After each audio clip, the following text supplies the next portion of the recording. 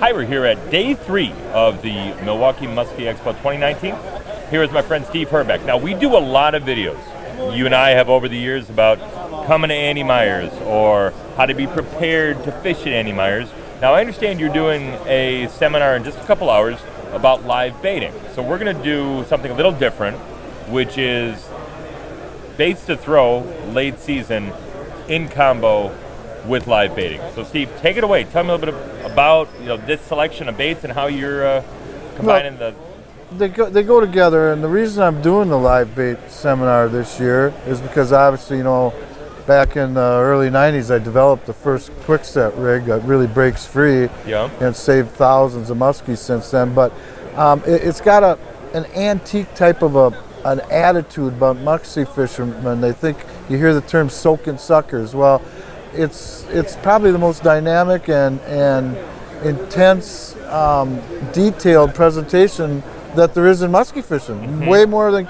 But what people don't understand is the live bait doesn't act on its own. It can, but it's a two-pronged approach, and it's really only an added dimension to the live baits. Okay. And it catches fish that we come across that are deeper than we're casting at, and it catches fish that chase the baits in that don't bite the baits. Right. So it's a very two-pronged approach, and the baits that we're throwing at that time of year, we're catching fish on them, but they're also very, as you see, we got different types of baits that do different things for different structures, and the whole gig is to get it in front of as many fish as possible, catch as many as we can, but those that we don't, we're gonna stick them with the live bait behind it. Okay. Walk me through some of these baits and what your thoughts are on when and why for each of these. Yeah, these are some of our favorite fall baits.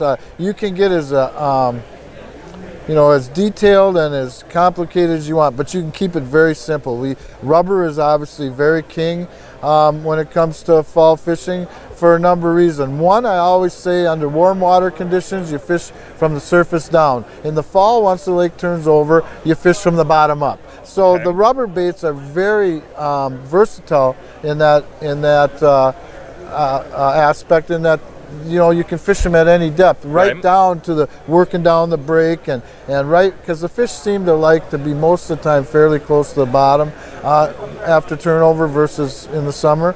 So these baits, like the great big Medusa, is a big fish bait. The big Bulldog, both of these you can work anywhere from 1.5 feet below the surface down to 30-35 feet or anywhere in between. The erratic and natural action of them obviously catches fish, but when you can't get fish to bite, they will follow these baits. Right. To me. Bring them to me, I'll catch them with the live bait. The swim baits have really taken hold in the last 5 or 6 years, and they're real easy. They're easy to work. It gives people a long day with less fatigue, and you can work them very similar to the Bulldogs and the Medusas, in that you can count them down. These usually work a little bit better with a straighter retrieve, whereas we do better with the tailed baits with more erratic. And I'm sure in a lot of days you're trying to figure out, okay, we're not getting a response from the erratic, let's try something straight. Not get any action on the straight, let's try something a little more erratic. The main thing about these baits here, the rubber baits, is that they're so natural. If you keep them moving, you're probably going to be able to interest the fish as long as they're moving. And then, of course, the flat-sided baits like the Grammas, the Livingston Squeaky Petes, and the Jakes are very, very good. The Livingston baits I've been doing a lot of work with in the last few years in the cold water. They actually have a transmitter in them that gives off electronic baitfish sounds of fleeing baitfish that aren't just made up. These are duplicated sounds of fleeing baitfish that were recorded. Okay. So in that colder water, these kind of things really seem to make a difference. And we use a combination of a jointed bait, straight bait and divers, and then flat-sided baits like this. We will usually work these baits more like a jerk bait, again with very erratic action. We do so with the straight bait. The jointed baits we reel in more steady and straight most of the time, but you can jerk them too. And then the big jerk baits. The big jerk baits, a lot of times what I found on the great big jerk baits is when they aren't doing anything else, even on the rubber baits, a big suspending weighted jerk bait will move fish when nothing else will. Now, when nothing else is moving, are you moving these guys slow? Are you moving them fast? Are you searching for fish, or are you? You got to let the fish. You got to let the fish tell you what they want. But to be honest, I don't think there's any time, if you're looking for aggressive fish to try and trigger them, that you can physically really move a bait too fast for one that's on that one that's on the hunt. Yeah, if he wants it, he wants it. And the erratic fast action, you know, a lot of times you'll get more bites out than you will at the boat or follow. So you got to mix it up a little bit. All right, one more question, just because I think a lot of folks, when they look at baits, if they don't have a ton of time on the water like you do, they don't know where to start.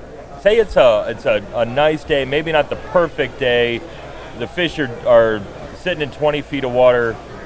That's your quick scenario. Where do you start? Which one of these baits would you start with? Well, usually our two-pronged, if I got two people in the boat plus myself, I'm running live bait, right. and I go like this. I'll grab a couple, 3, 4, I put this up near one guy in the front of the boat. These are your baits to play with. Okay. And then I'll grab the hard baits. These are your baits to play with. And we mix it up until we see what the fish are telling us is working. Okay. Now, if I got 3 people, I'd even open, I love fishing with 3 people plus myself in the boat in the fall. For that reason, so I can throw shallow, I can throw on the break, I can throw one out with different bait, and I can figure out what's going on a lot faster. All right, that's some good stuff.